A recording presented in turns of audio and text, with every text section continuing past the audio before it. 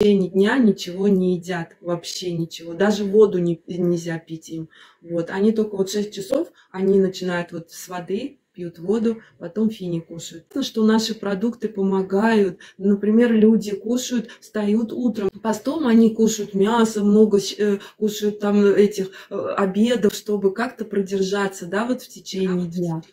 Да, а представляете, наши продукты, вот Маулия же рассказывает, что она их кушает, и ей это дает полную энергию. То есть она все равно в течение дня энергичная. Она, вот видите, сейчас еще и ходить она пойдет. А я, например, знаю, у нас здесь девочка одна, она когда пост держит, она вообще даже ходить не может. Я ей говорю, а зачем же ты тогда держишь, да, если для тебя это так сложно? Она говорит, не сложно, просто я уже не такая выносливая, да, бываю вот это в эти периоды. То есть она не может ходить, она вот этот день, пока она держит пост, она будет лежать, она никуда, вот если ее куда-то пригласить, она никуда не пойдет, потому что у нее нету энергии, нету выносливости. А вот у Маулии, видите, она съела продукты наши, то даже вот в такие дни для мусульман, и тем более, что наш продукт, они прошли клинические исследования и имеют сертификаты халяль, кошер, веган, то, что и говорит, что это можно мусульманам, и они и не то, что можно, а даже нужно именно вот в такие периоды